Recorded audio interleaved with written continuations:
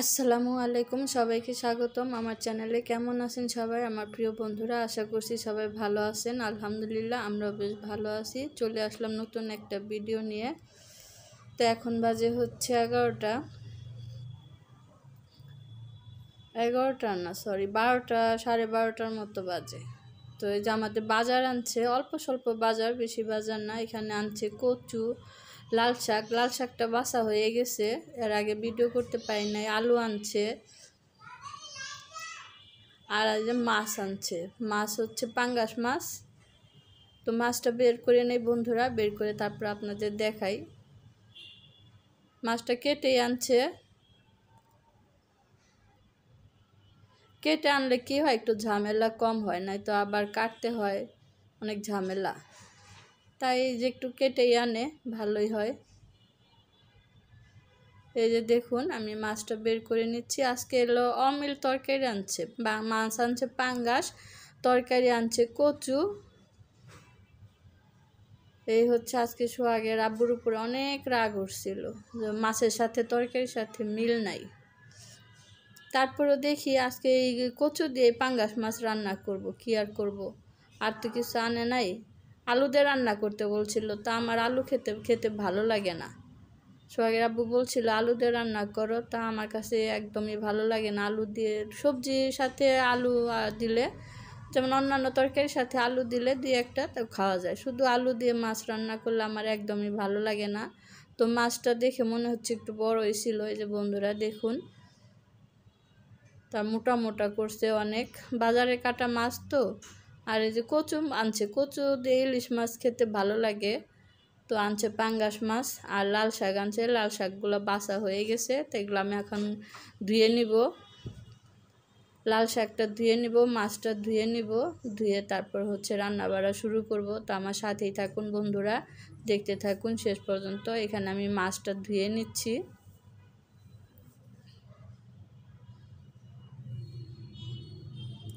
তো মাছটা ধুয়ে তারপর আবার আপনাদের সাথে দেখা হবে। তো আমি মাছটা ভালোভাবে ধুয়ে নেই বন্ধুরা, লবণ দিয়ে ভালোভাবে ধুয়ে নিতে হবে। মানে আমি প্রথমে ধুয়ে নিব, তারপর লবণ দিয়ে মেখে রেখে দিব, আর তারপর রান্না করার আগে আবার ভালোভাবে ধুয়ে নিব। তাহলে মাছ কিন্তু সুন্দর ধোয়া হয় আর কোনো গন্ধ থাকে না। লবণ দিয়ে আধা ঘন্টার মতো মেখে রেখে দিলে মাছে কোনো গন্ধ থাকে না। তো বন্ধুরা আজকে কাজ করতে করতে খুব ক্ষুধা লেগে গেছে। এখন বাজে 2:30। কাজ করতে করতে ক্ষুধা লাগছে।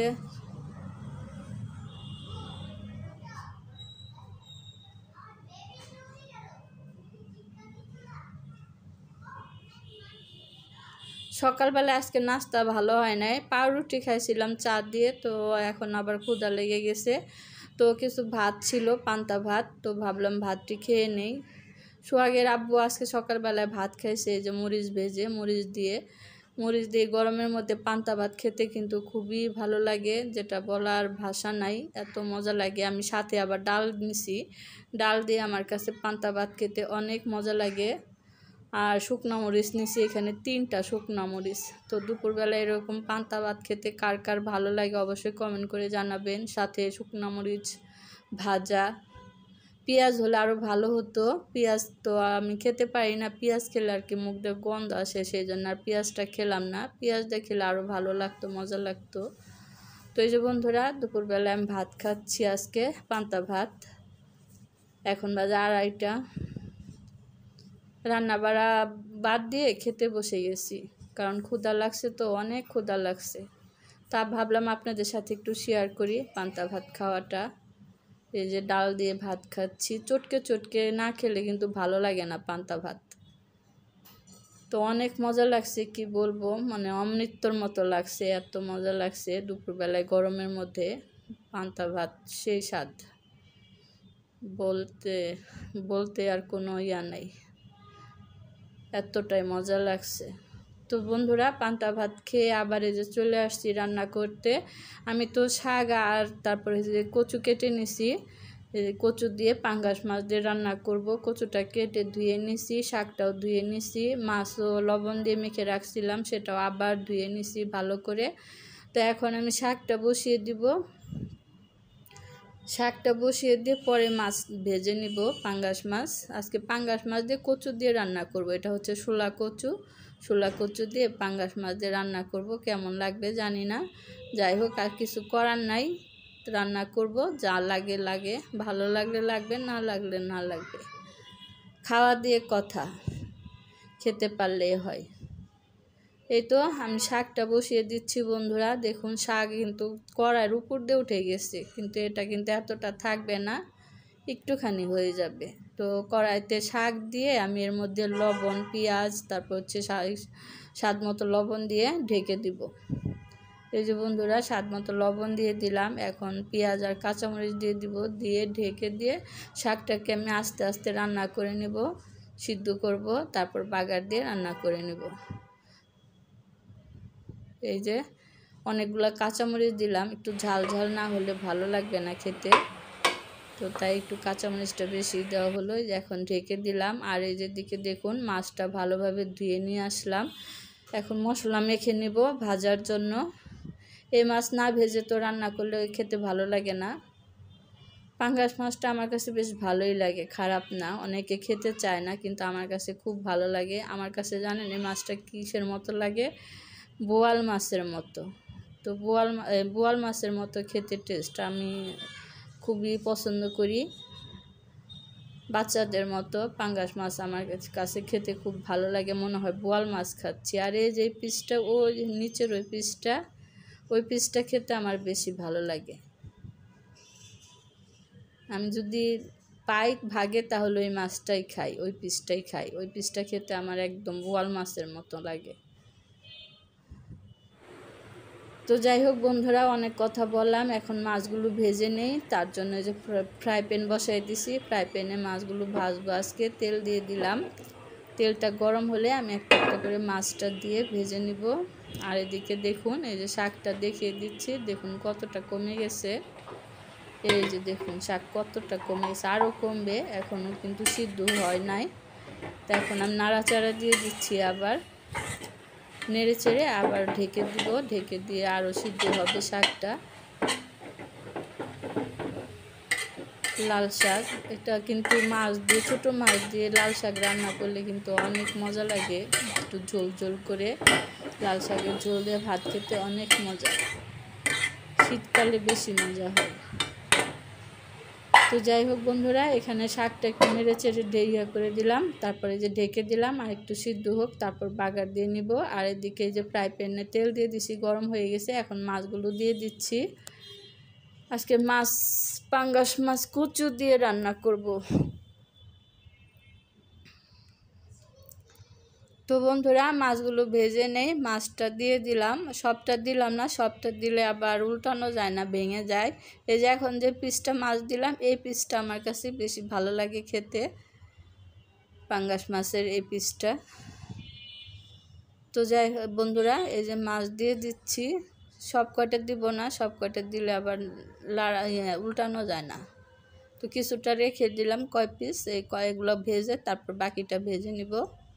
তো সাথেই থাকুন, দেখতে থাকুন পুরো ভিডিওটা। আর আমার ভিডিও আপনাদের কাছে কেমন লাগে অবশ্যই কমেন্ট করে জানাবেন। যদি ভালো লেগে থাকে তো মনে করে একটা করে লাইক দিয়ে দিবেন বন্ধুরা, আর কমেন্ট করবেন, শেয়ার করবেন। আর এই যে কচু দিয়ে রান্না করব, তো বন্ধুরা কচুটা ভাপ দিয়ে সিদ্ধ বসাইছি, একটু সিদ্ধ করে নিলে ভালো হবে। তো এখানে দেখুন এই যে আমি কচু সিদ্ধ বসাই দিছি, বলক এসে গেছে। এখন এই পানিটা ফেলে ঝরিয়ে নিব, ঝরাতে দিব পানিটাকে। আর এদিকে আমি তরকারি রান্না করার জন্য হাঁড়ি বসাই দিছি। ওদিকে তো শাকটা কিন্তু আমি বাগার দিয়ে নিছি বন্ধুরা। এই যে আমি এখানে তেল দিয়ে দিয়েছিলাম, তেলটা গরম হয়ে গেছে। এখন পেঁয়াজ দিয়ে দিচ্ছি, পেঁয়াজ কুচি, কয়েকটা কাঁচামরিচ ফালি দিলাম। বেশি ঝাল দিব না, বেশি ঝাল দিলে আবার খাওয়া যায় না, আবার শুকনো মরিচের গুঁড়া দিতে হবে। তো একটু হালকা নেড়ে চেড়ে ভেজে নেই। তরকারি রান্নার জন্য বেশি ভাজতে হয় না, হালকা একটু ভাজলেই হয়ে যায়।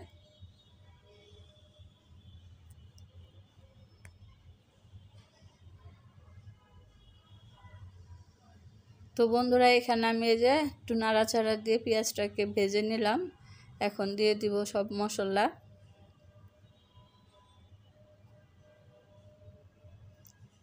একটু আদা বাটা আর একটু রসুন বাটা দিব, কারণ পাঙ্গাস মাছ রান্না করব তো এই জন্য আর কি আদা রসুন পেস্টটা দিতে হবে।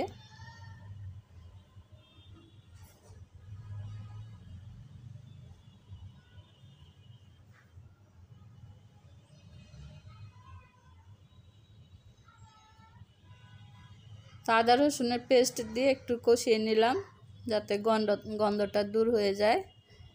তো গন্ধটা দূর হবার পর এখন হচ্ছে দিয়ে দিচ্ছি হলুদের গুঁড়া, মরিচের গুঁড়া, ধনিয়ার গুঁড়া, সব কিছু পরিমাণ মতো দিয়ে একটু পানি দিয়ে মশলাটাকে কষিয়ে নিব।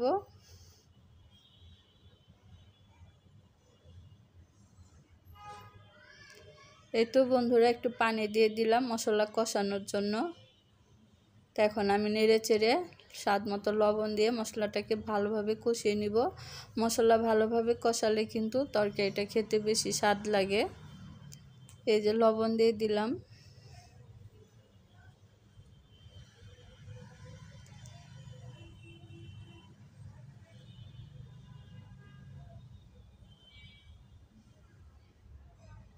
তো বন্ধুরা এখানে একটু আমার সোহাগের আব্বুকে বলছিলাম ক্যামেরা ধরার জন্য। তো সোহাগের আব্বু ঠিক মতো ক্যামেরা আর কি ধরতে পারে না, তো যাই হোক যা একটু পারে, অল্প একটু পারে, বেশি ভালো পারে না। তো এই যেখানে আমি মশলা কষিয়ে কচু দিয়ে দিছি, কচুটা কষিয়ে নিচ্ছি। এই যে দেখুন কচু কষিয়ে নিচ্ছি।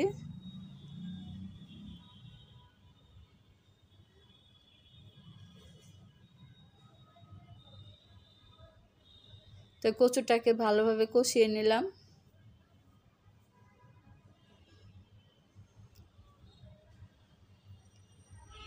কচু কষিয়ে নেওয়ার পর পানি দিয়ে দিলাম। পানিটা একটু বেশি দিলাম কারণ কচুটা সিদ্ধ হবে, সে এখনও কিন্তু সিদ্ধ হয় নাই। আমি সিদ্ধ করে নিছি, তারপরে কিন্তু এখনও শক্ত আছে, তার জন্য পানিটা একটু বেশি করে দিলাম যাতে কচুটা সিদ্ধ হয়ে ঝোলটা পরিমাণ মতো থাকে।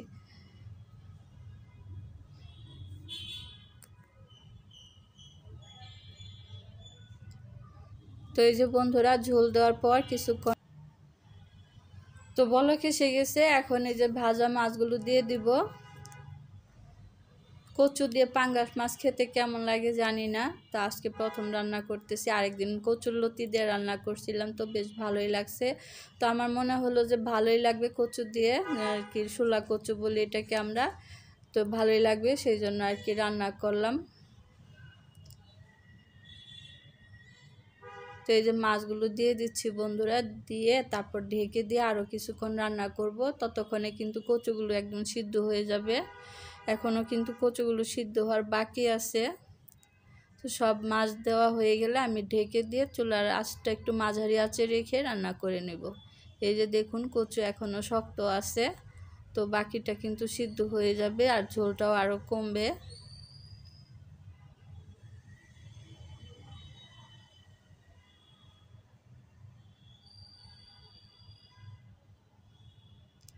আর 1 চামচ জিরার গুঁড়া দিয়ে দিলাম, এতে করে খেতে আরও বেশি টেস্ট লাগবে।